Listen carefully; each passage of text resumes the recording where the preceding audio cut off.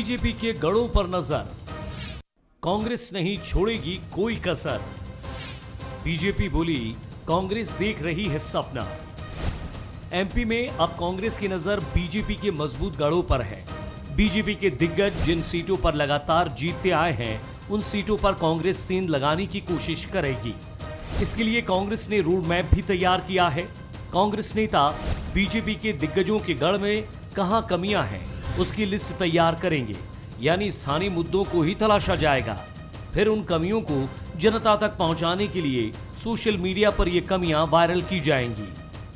Congress party इसी बात की तैयारी कर रही है कि जहां पर बीजेपी के लोग ज़्यादा जीतते हैं, काफ़ी समय से जीतते चले आ रहे हैं, उन जिलों के और उन विधानसभाओं के हमारे कार्यकर्ताओं को ट्रेनिंग देना, प्रशिक्षण देना और उनको ये समझाना कि यहाँ की पोल, क्योंकि आप आके भोपाल में चिकनी सड़कों पे घूमकर खूब लंबी लंबी चौड़ी चौड़ी बातें करते हैं, लेकिन आपके गृह जिले की क्या स्थिति है, आपके क्षेत्र की क्या स्थिति है, आपके क्षेत्र के लोग कितने परेशान हैं, ये पोल तो हमारे कार्यकर्ता वहाँ से खोल पाएंगे। अब कांग्रेस का ये प्लान कहां तक कामयाब होगा, ये तो कहना मुश्किल है, लेकिन कांग्रेस की रणनीति पर बीजेपी का जवाब जरूर आया है। बीजेपी कांग्रेस पर सपना देखने का तंज कस रही है। कार्यकर्ता उस विचार से ठीक से न जुड़ा है, न उस कार्यक्रमों से वो ठीक से जुड़ पाता। केवल हम नकल कर लें कि भारतीय जनता पार्टी का संगठन मजबूत है, इसलिए इस तरीके से हम भी कर सकते हैं। सोचना बुराई नहीं है, लेकिन कर पाने के लिए इतने समर्पित कार्यकर्ता कहाँ हैं? कार्यकर्ता नहीं है, इसलिए अभियान सिरे नहीं चढ़ पाता और इसके कारण कांग्रेस को मुंह की खानी पड़ती है। इसके बाद अगले बगले झांकने लगते हैं कि हम क्या जवाब दें। गढ़ों में सेंध की कोशिश कोई नई बात नहीं है, लेकिन ये इतना आसान भी नहीं है। अगले साल विधानसभा चुनाव है, तो सेंध लगाने का सियासी खेल शुरू हो गया है। पर बीजेपी के गढ़ में सेंध लगाने से पहले कांग्रेस को खुद के इलाके की भी हिफाजत करनी होगी, क्योंकि बीजेपी ने भी अपनी नजरें कांग्रेस के गिने चुने गढ़ों में गड़ा दी है। नमस्कार, मैं हूं शरद द्विवेदी और आज का हमारा मुद्दा है सेंध वाली सियासत। जी हां, सेंध जो है बड़ी ज़बरदस्त एक प्रणाली है, एक कारगर रणनीति है जो अनादिकाल से लेकर 2022 तक निरंतर अपने प्रभावी स्वरूप के साथ मौजूद है।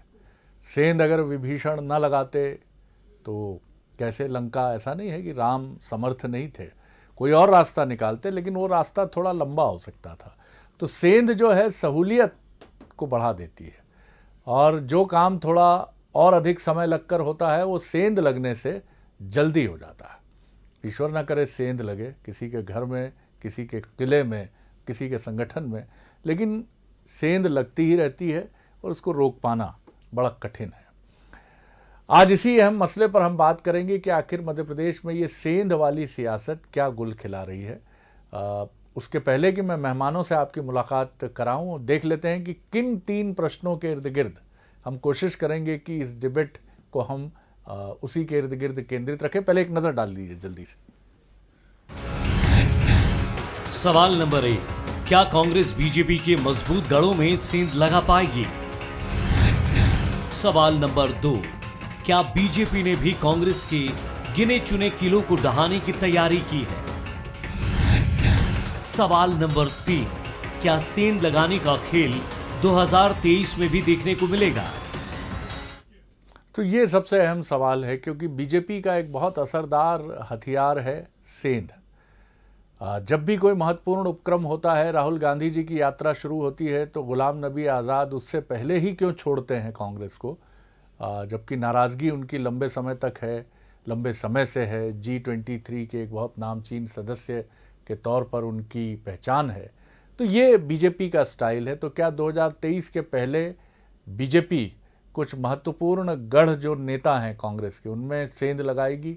और क्या इसी रूप में अजय सिंह जी कुछ अभी एक दिन पहले ही कह रहे थे कि बीजेपी के कई नेता संपर्क में। बहरहाल जो मेहमान हमारे साथ हैं उनसे मिलिए। जगदीश द्विवेदी जी हैं हमारे साथ, वरिष्ठ पत्रकार, राजनीतिक विश्लेषक, बहुत स्वागत करता हूं जगदीश जी। डॉक्टर तेज वाजपेयी हैं हमारे साथ, प्रवक्ता, सीनियर लीडर और नागरिक आपूर्ति निगम के पूर्व चेयरपर्सन, बहुत स्वागत है आपका। अजय सिंह यादव जी हैं, उपाध्यक्ष हैं, कांग्रेस के मीडिया विभाग के युवा नेता हैं, बहुत उनका भी स्वागत। सबसे पहले जगदीश जी मुझे समझाइए, सेंध वाली सियासत असरदार होगी, दमदार होगी, और दोनों क्या एक दूसरे में सेंध लगाएंगे? लेकिन मेरी उत्सुकता इसमें अधिक है, कांग्रेस किस तरह से सेंध लगा सकती है अगर बीजेपी की बात करें, बीजेपी का तो बहुत खुला समझ में आता है हमको, कांग्रेस के पास सेंध लगाने के लिए क्या है? शरद जी, सबसे पहले तो ये कि रणनीति कांग्रेस की बहुत अच्छी है, इसमें कोई दो मत नहीं। और एक चुनाव के पहले एक राजनीतिक दल को जिस तरह से रणनीति बनानी चाहिए उसने बनाई भी है। लेकिन सवाल जो सबसे बड़ा है, जो आपकी उत्सुकता है, जो जिज्ञासा है, या जिसको लेकर मुझे भी शंका है, सबसे बड़ी चीज इस मामले में कि इनके पास जो कार्यकर्ता उतने हैं क्या, नंबर एक, क्या कार्यकर्ता बूथ तक जाने वाले कार्यकर्ता भी हैं क्या? क्योंकि दिग्विजय सिंह ने ही एक मीटिंग में कहा था, कांग्रेस की मीटिंग में, उसको कोट कर रहा हूं मैं, उन्होंने कहा था कि दुख की बात यह है कि हमारे यहाँ नेता ज्यादा हैं, कार्यकर्ता कम हैं। क्योंकि कार्यकर्ता नेता पहले बन जाता है, तो सबसे पहले कार्यकर्ताओं की एक लंबी फौज तैयार करनी होगी। मैं इस मामले में बीजेपी की निश्चित रूप से तारीफ करता हूं। बीजेपी के पास एक कैडर बेस संगठन है, उसका एक कारण भी है शरद जी, क्योंकि ये पार्टी कैडर बेस नहीं रही, ये लीडर बेस रही है। और कमलनाथ जी इस बात के लिए धन्यवाद के पात्र हैं कि उन्होंने आने के बाद पिछले कुछ सालों में इस बात का प्रयास किया, उन्होंने भाजपा संगठन को, मुझे जो लगता है कि बहुत बारीकी से समझा, और उसके बाद उन्होंने कोशिश ये की बीजेपी की तर्ज पे कि उन्होंने इस बात को पकड़ लिया कि जब तक हम बूथ मजबूत नहीं करेंगे तब तक हम ऊपर तक नहीं आएंगे। और बूथ इसीलिए मजबूत करने के लिए कमलनाथ जी जो बार बार प्रयास कर रहे हैं, पिछली बार जो भी बैठक हुई थी वो भी बूथ पर केंद्रित थी, लेकिन उस बूथ तक वास्तव में कार्यकर्ता को पहुंचाना अभी भी, मैं नहीं कह रहा हूं मुश्किल काम है, लेकिन इसमें बहुत मेहनत की जरूरत है। कांग्रेस को सेंध लगाने की रणनीति निश्चित ही अच्छी होनी चाहिए, इसका एक फायदा भी मिलेगा कांग्रेस को। जो मैं जानता हूं 3 बार के विधायक, 4 बार के विधायक, जिनको मजबूत गढ़ कह रहे हैं, दरअसल जो जितना मजबूत गढ़ होता है वो उतना कमजोर हो जाता है, क्योंकि एक नेता जब लगातार जीतता रहता है तो एंटी इनकम्बेंसी फैक्टर कहीं ना कहीं काम करता है। कांग्रेस को विचार जिन चीजों पे करना चाहिए शरद जी, एक बार और, कि क्या वो कैंडिडेट बेहतर नहीं दे पाती, या क्या वो फील्ड में अपने वर्कर्स को उतना डिवोट नहीं कर पाती, जिस वजह से ये हारते हैं। एंटी इनकम्बेंसी फैक्टर को भी आप नहीं भुना पा रहे, इसको भी ध्यान में रख के रणनीति बनानी चाहिए। अहम बातें कही हैं आपने। अजय जी, मैं आपकी तरफ आता हूँ। आपकी भी जो रणनीति है वो निश्चित तौर पर, जैसा जगदीश जी ने कहा, आप बखूबी बहुत अच्छी लड़ाई करने का पूरा प्रयास कर रहे हैं, दमखम जुटा रहे हैं। आपकी ताकत पर ही आप ये लड़ाई लड़ेंगे। बीजेपी की जो तथाकथित आप कहेंगे कि कमज़ोरियां हैं, उसका लाभ आपको मिलेगा, और आपकी जो तथाकथित कमज़ोरियां हैं बीजेपी को उसका लाभ मिलेगा। लेकिन सेंध के मामले में अगर घोषित सेंध को हम माने दल परिवर्तन रूपी, तो बीजेपी का पलड़ा भारी है, और आपके यहाँ से निश्चित तौर पर ऐसी इस आशंका से, संभावना से इनकार हम नहीं कर सकते कि आगे भी ये बलवती होगी। इससे आप कैसे निपटेंगे, और आपकी वो मजबूत ताकत क्या है जिसके सहारे आप बिना विचलित हुए इसका जवाब दे पाएंगे? देखिए शरद जी, अगर दल परिवर्तन वाली सेंध को सेंध माना जाए तो कांग्रेस पार्टी इस तरह की किसी दौड़ में शामिल नहीं है। हमें किसी सेंधमारी की आवश्यकता नहीं है। कांग्रेस पार्टी ने ना इस तरह से कभी सरकारें बनाई है, ना आगे बनाना चाहती है। हमें जनता का जनादेश मिलता रहा है। मध्य प्रदेश में कांग्रेस पार्टी के लिए जिस तरह का समय चल रहा है, इसमें हम सभी 230 विधानसभा क्षेत्रों के लिए मजबूत रणनीति बना रहे हैं। पिछले 2-3 साल में हमारी रणनीति ने जिस तरह से काम किया है, अब प्रदेश में भाजपा के गढ़ नाम की कोई चीज़ नहीं रह गई है। जब हम रेगांव जीते, दमोह जीते, ग्वालियर जबलपुर की नगर निगम जीते, तो यही वो चीज़ें थी जिन्हें भाजपा कहती थी कि हमारे गढ़ हैं, हम 25 साल से जीत रहे हैं, 50 साल से जीत रहे हैं। तो वो तमाम गढ़ नाम की चीज़ अब भाजपा की समाप्त हो गई है। अगर भाजपा के बड़े नेताओं को भी देखें तो भूपेंद्र सिंह जी 2003-2008 में हार गए, नरोत्तम मिश्रा जी पिछली बार 700-800 वोटों से जीते। तो ऐसे कोई नेताओं की भी कोई ऐसी स्थिति नहीं है कि अपराजय स्थिति में है। लेकिन मध्य प्रदेश में जनता के बीच में हम मजबूती के साथ मैदान में उतर रहे हैं, क्योंकि 2023 में कांग्रेस की सरकार बनने जा रही है। कमलनाथ जी के प्रति जनता का विश्वास है, और ये बिल्कुल सही बात है कि प्रदेश के हालात बदहाल हैं। जो नेता बड़ी बड़ी बातें कर रहे हैं, उनके क्षेत्रों में जनता के पास मूलभूत व्यवस्थाएं नहीं है, चाहे सड़कें हों, पानी हो, बिजली हो, स्कूल हो, कुछ भी नहीं है। तो सोशल मीडिया के माध्यम से हम उन नेताओं की पोल खोलेंगे जो यहाँ पर बड़े नेता बनकर घूम रहे हैं और अपने आप को जनता का बड़ा हितैषी बता रहे हैं। तो उनकी पोल खोलना बिल्कुल आवश्यक है, और पूरे मध्य प्रदेश की यही हालत है। कांग्रेस पार्टी पूरी तरह निश्चिंत है। कमलनाथ जी जनता के बीच में एक विश्वास के रूप में उभरे हैं। कमलनाथ जी को जनता मौका देना चाहती है। कमलनाथ जी के नेतृत्व में कांग्रेस मैदान में उतरेगी, भारतीय जनता पार्टी की पोल भी खोलेगी, और हमें सकारात्मक वोट मिलेगा, हम सरकार बनाएंगे। डॉक्टर हितेश वाजपेयी, क्या कहेंगे आप? सुनिए आपने सारी बातें, जगदीश जी की भी और अजय सिंह जी की भी। देखिए, ये सेंध में तो मेरी कोई दिलचस्पी नहीं है, कांग्रेस को मुबारक हो। और मैं तो बस आपके इस समय का उपयोग करते हुए, क्योंकि आपके दर्शक बहुत महत्वपूर्ण हैं, 52 हफ्ते बचे हैं शरद जी, कि हम क्या करेंगे। क्योंकि देखिए, रणनीति तो 11th आवर की होती है, आप भी जानते हैं। जगदीश जी ने बहुत चुनाव जीते हैं, तो वो एक अलग बात हो जाती है जो पोलिंग बूथ पर रखी जाती है कि हमारे मतदाता ज़्यादा आ जाएं, और ये सब जो बातें रहती है। अभी समय ये है कि हम विज़न क्या दे रहे हैं। जब हम और आप बात कर रहे हैं शरद जी, तो इस समय मुख्यमंत्री शिवराज सिंह चौहान जी इंदौर में अभय प्रशाल में 10,000 स्कूल के बच्चों से बातचीत कर रहे थे। आपने भी उसको देखा और कवर किया है। और आप 10,000 बच्चे मतलब 10,000 परिवारों से जुड़े, और एक परिवार में 4 से 5 मतदाता भी आप माने तो महत्वपूर्ण ये हो जाता है कि उन बच्चों के माध्यम से हम उन परिवारों से जुड़े। हमारे लिए ये महत्वपूर्ण है। तो जिसको आप सेंध कह रहे हैं, वो साहब हम मतदाता के लिए काम करना चाहते हैं, उनके घरों में पहुंचना चाहते हैं। उसी इंदौर में 6 फ्लाईओवर्स की बात हुई है। अभी आपने देखा पिछली बार जब इससे 2 दिन पहले जब वो गए थे, तो उस स्थान को भी चयनित करके आ गए हैं जहाँ से वो फ्लाईओवर बनने वाला है। आप लोगों की भी जानकारी, आपने खबर भी चलाई, जगदीश जी ने भी उसको जानकारी में है। तो हम तो 6 फ्लाईओवर देंगे, तो हमारा ये पोल खोल और खोल पोल ये सब क्या होता है। देखिए साहब, ये बातें बहुत अच्छी लगती है। होता क्या राजनीति में, अब मैं थोड़ा सा हट के बोलूँगा शरद जी, वो कभी कभी बोलते हैं ना सब मिले हुए हैं जी। तो ठीक है, आपको हमारी इतनी पोल लगती है तो आप लोकायुक्त में जाइए, हमारे को इतनी पोल लगती है EOW में जाइए, हमारी इतनी लगती है तो हाई कोर्ट में जाइए। जाते क्यों नहीं है? आप केवल डिबेट में बात करते हैं, ठीक है। उसके बाद सब गायब है। चलिए मान लिया तो कि सब ये अनियमितता है। हालांकि मैं धन्यवाद दूंगा मीडिया उपाध्यक्षा का, जिन्होंने बोला चिकनी चिकनी सड़कें हैं, जिसको देख के आप भ्रमित हो जाते। तो उन्होंने स्वीकार तो किया कि चिकनी चिकनी सड़कें हैं। मैं बिंदु जी का बहुत हृदय से आभारी हूँ कि उन्होंने ये स्वीकार किया, और अच्छी बात है कि वो बेचारी भूली हैं तो वो कह गई कि यहाँ की सड़कें बहुत अच्छी हैं। पर मैं जो कहना चाहता हूँ, यदि मान लिया मैंने इनके सारे आरोप मान लिया शरद जी, जितने आरोप लगाए इन्होंने, जगदीश जी मैं आपसे भी कह रहा हूँ बहुत ईमानदारी से, तो विपक्ष का काम इन आरोपों के पक्ष में जनता के साथ खड़े होने का है कि नहीं है? जगदीश जी बताइए आप मुझे। कहीं आपको दिखाई दिया कि इन आरोपों के संदर्भ में कमलनाथ जी सड़क पर बैठे, अजय सिंह जी सड़क पर बैठे, गोविंद सिंह जी किसी आंदोलन को लीड कर रहे हैं? ऐसा नहीं होता सर। हम तो स्वागत करेंगे कि कहीं आपको कमी दिखती है तो उस आंदोलन को लीड करिए, वहाँ लोगों के साथ दरी बिछाकर बैठिए। हम बैठेंगे, हम विपक्ष में आएंगे। 15 महीने फिर याद दिला दूं शरद जी, जब शिवराज जी विपक्ष में थे, आपको भी याद होगा जगदीश जी, तो डेली निकल जाते थे वो। तो ऐसा नहीं होता कि शासन, मैं ये नहीं कह रहा हूँ कि हमने सब कुछ कर लिया है, लेकिन भाई जिनकी और आप जिक्र कर रहे हो उनका प्रतिनिधित्व तो करोगे। तो ना विपक्ष में रह के ऐसा करते हो, ना पक्ष में रह के जनता के हित में काम करते हो, तो आपको कोई चुनेगा क्यों? बहुत संक्षेप में सर, कुछ सेकंड्स में आप अपनी बात कहिए अजय जी, फिर मैं जगदीश जी से विस्तृत टिप्पणी लूंगा। देखिए, मैं इस बात से बिल्कुल सहमत नहीं हूं कि अगर आप कुछ गड़बड़ कर रहे हैं तो हम EOW लोकायुक्त जाएं। जनता की अदालत में जाएंगे ना, जनता ने आपको चुना था तो जनता ही के सामने तो पोल खोलेंगे कि 5 साल में इन्होंने नहीं। देखिए वो एक अलग मामला होता है। जनता के बीच में टीवी पे तो आप कह रहे हैं कि हम सेंधमारी नहीं करते, सेंधमारी करके सरकार बना के बैठ गए, और सेंधमारी नहीं करते, शिकायत करने नहीं जाएंगे, तो झूठ बोल रहे हैं। देखिए, हम जनता के बीच में पोल खोलेंगे। शिकायत एक अलग विषय, हमारी सरकार आएगी, हम कार्रवाई करेंगे ना। हमने चालू करी थी, सरकार आएगी, हम फिर से कोई दम करेंगे। नहीं। अरे तो कैसे करेंगे? सरकार तो आने दीजिए, सारी पोल पट्टी खोल देंगे।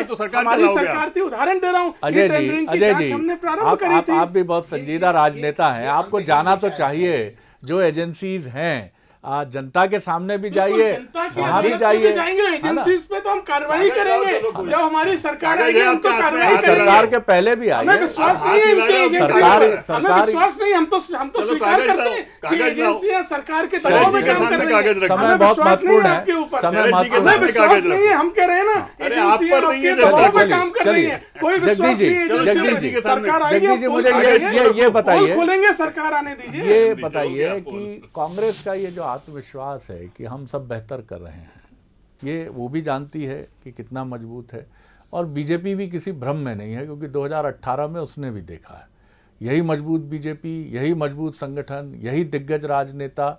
लेकिन उसके बाद भी कुछ तो चूक रही ही होगी, जिसकी वजह से बहुत नज़दीकी मुकाबले में फोटो फिनिश में आप पीछे रहे। और कांग्रेस के दावे की अगर बात करें तो भैया सब कुछ अनुकूल था, सहानुभूति की लहर भी थी, तो उपचुनाव में क्यों पीछे छूट गए आप आरोप लगाते हैं बीजेपी पर कि बीजेपी ने सरकार गिरा दी, तो उसी जनता के सामने थे आप उपचुनाव में कि भैया आप जिता दो, हमारे साथ तो अन्याय हुआ है। जनता ने एक तरह से आपको देखा, परखा और उसका फैसला सर्वोपरि है लोकतंत्र में। तो दोनों ही राजनीतिक दल के लिए इस बार मध्य प्रदेश की जनता का एक बड़ा ही, मैं ये नहीं कहूँगा रहस्य से भरा फैसला है, लेकिन उसने बहुत सतर्क होकर दोनों दलों को देखा है। क्या कहेंगे? शरद जी, पहली चीज़ तो ये कि जो 2018 में हुआ वो बीजेपी के अति आत्मविश्वास का परिणाम था, जो सीधा मानना है। बीजेपी ओवर कॉन्फिडेंस में थी कि हम सरकार में आ रहे हैं।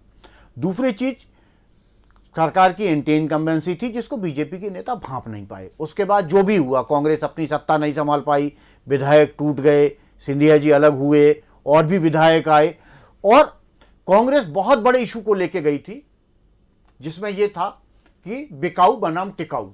लेकिन चूंकि आप अपनी बात जनता के बीच में डिलीवर नहीं कर पाए, फिर मैं वही बात कह रहा हूं कि नेता ज्यादा कार्यकर्ता कम।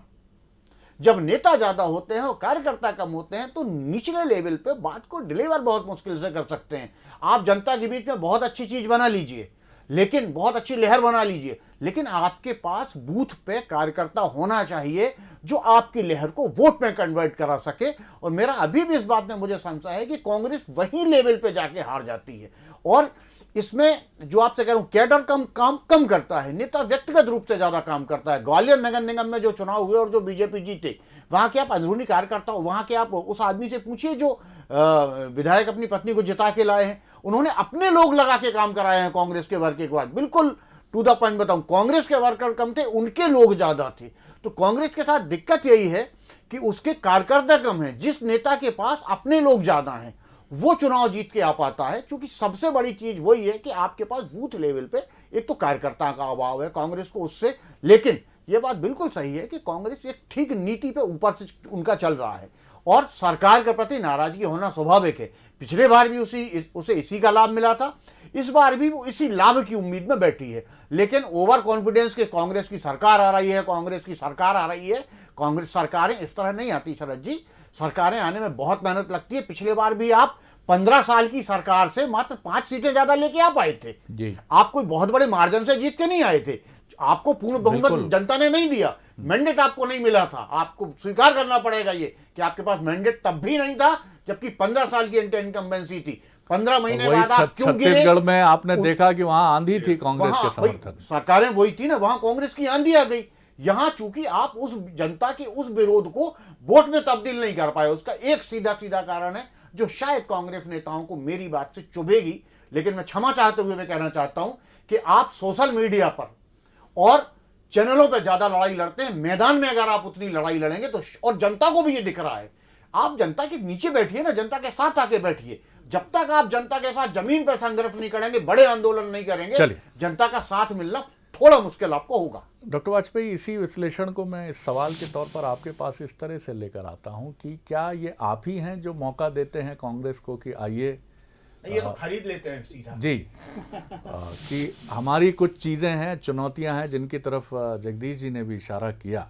आप एक कार्ड बेस्ड पार्टी हैं, लेकिन आपके यहाँ जब निचले स्तर पर, मैं ये नहीं कहूँगा कि कांग्रेस का जो स्वरूप है वो आता है, लेकिन लंबे समय तक सत्ता में रहने की चुनौतियाँ तो हैं और वो चुनौतियाँ आपको परेशान करती हैं। तो क्या इस बार बखूबी समझकर हर चीज़ को इस बार मैदान में, शिवराज जी तो एक ऐसे अद्भुत स्टूडेंट हैं वो तो तैयारी तुरंत शुरू करते हैं और किसी गलतफहमी में नहीं रहते, ना अगल बगल देखते हैं कि क्या, वो अपने मिशन में लग गए।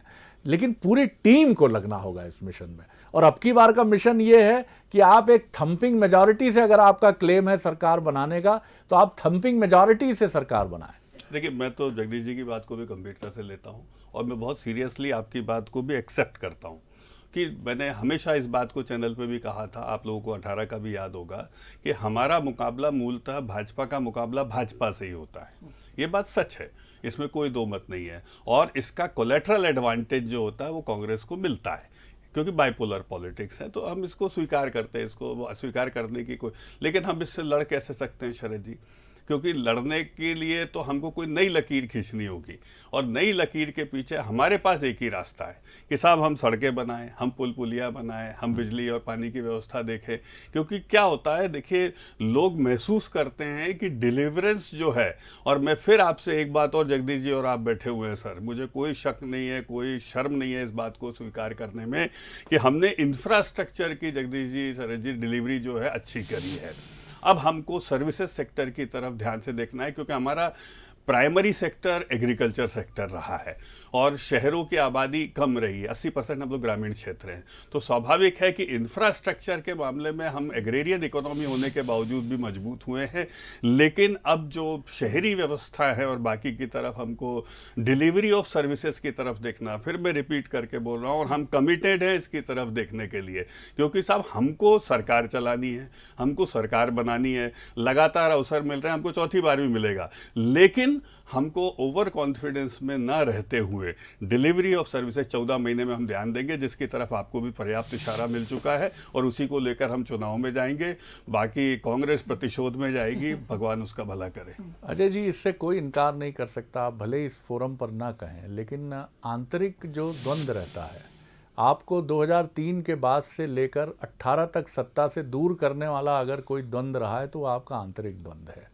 बीजेपी तमाम इन चुनौतियों पर काबू पा लेती है, लेकिन निश्चित तौर पर सत्ता में रहने के अपने चैलेंजेस हैं जिनका वो सामना कर रही है। आपको इसको तो नियंत्रण, क्योंकि भोपाल में बैठकर मौसम भले ही गुलाबी लगे, लेकिन असली गुलाबीपन तब झलकेगा जब विंध्य में, इधर मालवा निमाड़ में, मध्य भारत में, भोपाल संभाग, नर्मदापुरम संभाग और बुंदेलखंड, इन तमाम जगहों में मौसम गुलाबी होगा, सही चयन होगा, कार्यकर्ता बूथ पर होगा, मैदान पर होगा, क्योंकि अब बीजेपी ये भी समझ गई है कि आपकी संभावनाओं के पुंज कहाँ कहाँ हैं, आपके उन भावी निवेशकों पर भी उसकी निगाह है, और ये राजनीति है साहब, इसमें आप न कोस सकते हैं, मन मसोम कर रह सकते हैं। जी देखिए शरद जी, कांग्रेस पार्टी मध्य प्रदेश में मजबूती के साथ अपनी रणनीति पे आगे बढ़ रही है। जैसे अभी जगदीश जी ने कहा, संगठन की बात बिल्कुल सही है, हमने उस दिशा में बहुत सारे कदम उठा लिए हैं। मंडलम, सेक्टर और बूथ स्तर तक हमारा संगठन पहुंच गया है। हमारी बूथ कमेटियां इस संगठन चुनाव में सामने आई हैं। यहाँ तक कि पिछले 2018 के चुनावों में बूथ के फीडबैक, कहाँ हमारे एजेंट्स नहीं थे, उन फीडबैक पे भी हम काम कर रहे हैं। तो उससे नीचे का कोई स्तर नहीं होता है संगठन का। इसलिए कांग्रेस पार्टी किसी गलतफहमी में नहीं है, हम बिल्कुल जमीन के अंदर अपने कार्यकर्ता को चार्ज कर रहे हैं। दूसरी तरफ हमारे अभियान देखिए, एक तरफ हमारी वचन पत्र कमेटी काम करना चालू कर चुकी है, जो हम जनता को संदेश देंगे कि हम उसके लिए क्या करने जा रहे हैं। दूसरी तरफ आरोप पत्र कमेटी काम कर रही है, जो भाजपा के झूठ फरेब की पोल खोल रही है। किसानों के लिए हम काम कर रहे हैं, 5200 में मूंग बिक गई, 7600 वाली पुल बह गए होशंगाबाद और भोपाल रोड पे, हाईवे पे, जबलपुर नेशनल हाईवे, डैम बह गया धार में, फिर भी इंफ्रास्ट्रक्चर हो रहा है। तो इस तरह की पोल पट्टी के लिए जगह नहीं है। जनता पहचान गई है, केवल और केवल झूठ फरेब है भारतीय जनता पार्टी, और कांग्रेस नाम है विश्वास का, जो झूठ नहीं बोलती है कभी। जगदीश जी, कंक्लूड करते हुए मेरा आपसे सवाल यही है कि बीजेपी ये समझ गई है कि उससे चूक क्या हुई थी 2018 की अगर हम बात करें, और वो अब इस बात को लेकर बहुत सतर्क है। जिस तरह केंद्र में हमने देखा कि ऐसा नहीं है कि वहाँ पर प्रधानमंत्री नरेंद्र मोदी जी और अमित शाह जी के सामने चुनौतियाँ नहीं थीं, दिग्गज राजनेता हैं, और बीजेपी एक ऐसी पार्टी है जहाँ सम्मान सर्वोपरि है, लेकिन कुछ बड़े निर्णय उन्होंने बड़े प्रेम से, सहिष्णुता से लिए। मध्य प्रदेश में भी शिवराज जी और वी.डी. शर्मा जी उसके लिए कटिबद्ध दिखते हैं, प्रतिबद्ध दिखते हैं, और शिवराज जी का तो बड़ा आइडियल भाषण है जो अभी संगठन की बैठक में उन्होंने बहुत बिना लाग लपेट के, लेकिन अपनी विनम्र और दृढ़ शैली में कहा। तो क्या आपको लगता है मध्य प्रदेश में भी यही क्लियरिटी रहेगी कि साहब शिवराज जी और वी.डी. शर्मा जी जिस तरह से आगे बढ़ रहे हैं, चलिए, बाकी अपनी महत्वाकांक्षाएं आप सब समेट कर चलिए, सरकार बनेगी, देखा जाएगा। शरद जी, पहली चीज़ तो मैं कहूँ कि सत्ता के साथ, सत्ता जब होती है किसी भी राजनीतिक दल की, तो सत्ता का एक दबाव होता है। वो दबाव नेताओं पे भी होता है, कार्यकर्ताओं पे भी होता है। क्योंकि आप सत्ता में हैं, बीजेपी लंबे समय से सत्ता में है, तो शिवराज जी निश्चित रूप से निर्विवाद रूप से मध्य प्रदेश के सबसे लोकप्रिय और बीजेपी में तो इस समय सबसे ताकतवर, उनके पास अंग दूर दूर तक कोई नहीं है। मतलब अगर आप बात करें तो शिवराज जी के सामने कोई भी नेता मध्य प्रदेश का नहीं ठहरता बीजेपी का। उनकी इसमें अपनी मेहनत भी है, इसमें कोई दो मत नहीं, सबसे ज़्यादा मेहनत बीजेपी में वो करते हैं।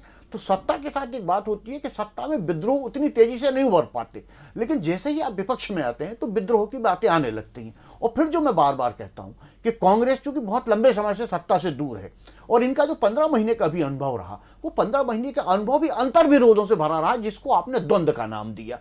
द्वंद्वों से भरा रहा, नेताओं की आपसी फूट से भरा रहा। वो 15 महीनों का अनुभव में एकजुट कांग्रेस नहीं कर पाई। और अगर कांग्रेस को करना है तो सबसे पहले तो ये कि कांग्रेस के जो भी छत्रप हैं, उन छत्रपों को एक छतरी के नीचे आगे बैठना होगा और एक सी भाषा बोलनी होगी। क्योंकि संदेश गलत तभी जाता है जब एक छतरी के नीचे आप बैठे तो दिखते हैं, लेकिन जब भाषा जाती है, संदेश जाते हैं, तो वो संदेश अलग जाते हैं। वो कांग्रेस को करना होगा और ये बीजेपी से सीखना होगा। अच्छी चीजें दूसरे दलों से भी सीखी जा सकती हैं, इसमें कोई बुराई नहीं शरद जी। तब मुझे ऐसा लगता है कि कांग्रेस जो कह रही है शायद उसे जमीन पर कर पाएगी। निश्चित तौर पर बीजेपी के पास अपने प्लस हैं और कांग्रेस के पास अपनी चुनौतियां हैं, और यह आपको लड़ना ही है, फाइट इट आउट। आपको लड़ना पड़ेगा क्योंकि आपका केंद्रीय नेतृत्व इस समय संघर्षों और चुनौतियों का सामना कर रहा है। मध्य प्रदेश में भी आपकी सेकेंड लाइन ऑफ लीडरशिप आपने तैयार करने की कोशिश की 2014 में, लेकिन अभी ये नाम दिग्विजय सिंह, सुभाष यादव, जमुना देवी, इस तरह के नाम के रूप में सेकंड पीढ़ी को इमर्ज करना है। आज आप कमलनाथ जी के ही नीचे सिमटे हुए हैं, जितने भी नेता हैं। अगर कमलनाथ जी थोड़ी देर के लिए आप उनको हटा देते हैं तो कांग्रेस के लिए ये तय करना मुश्किल हो जाएगा कि आप 2023 का चुनाव किसके साथ जाएंगे। ये चुनौतियां बताती हैं कि आपको एक लीडरशिप भी खड़ी करनी है, मध्य प्रदेश में खड़ी करनी है, क्योंकि ये बाइपोलर पॉलिटिक्स है। क्यों नहीं खड़ी कर पाए, यह आपके वरिष्ठ नेताओं से पूछा जाना चाहिए। बीजेपी इसको लेकर काम कर रही है, चाहे केंद्र की आप बात करें, चाहे प्रदेश की बात करें। यहाँ भी उन्होंने तीसरी या चौथी पीढ़ी कही है, वी डी शर्मा जी को दायित्व दिया।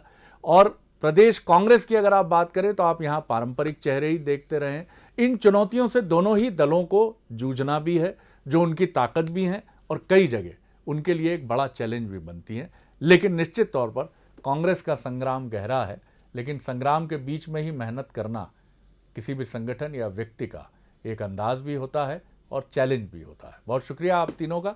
बने रहिए बंसल न्यूज़ पर। आगे देखिए छत्तीसगढ़ आज का मुद्दा, शराब पर संग्राम। नमस्कार।